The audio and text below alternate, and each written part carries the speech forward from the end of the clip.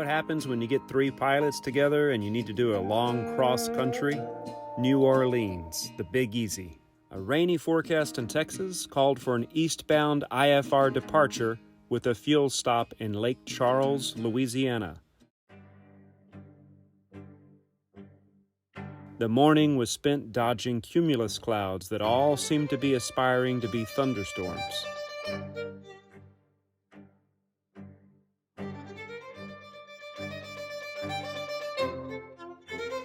These cumulus clouds were literally growing upwards before our eyes.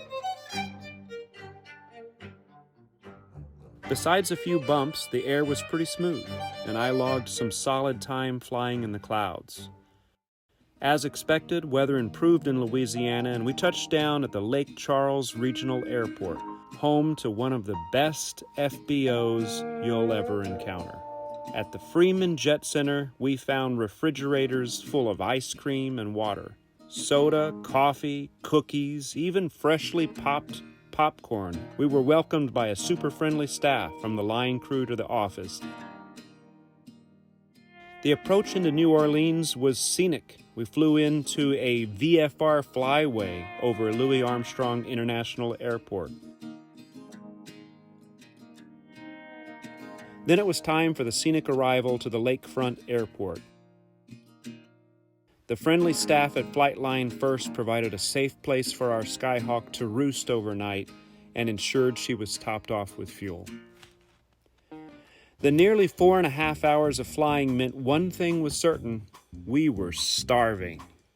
It was time to wander the streets of New Orleans foraging for food.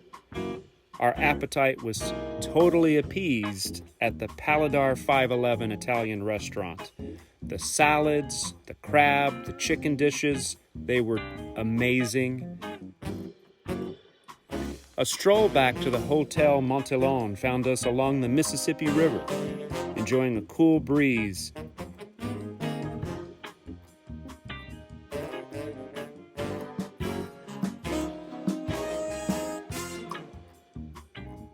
The next morning, it was time to pull weather briefs.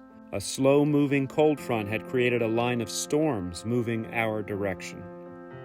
The plan was to quickly depart New Orleans first thing in the morning and arrive at Lake Charles, where we assumed would be waiting out the approaching storm.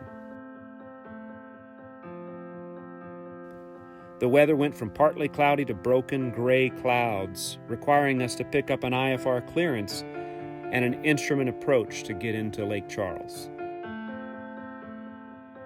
Conditions improved a little in Texas, so it looked like the best bet would be to refuel the plane and depart for San Marcos as quickly as possible. And that's where things got interesting.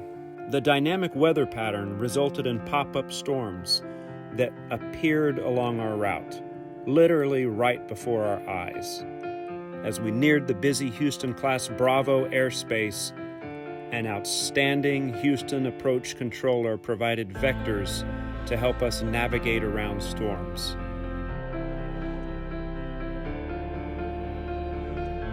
In general, we were out of the clouds for most of the segment before emerging on the other side, fortunately with a beautiful new view of a sky free of cumulonimbus.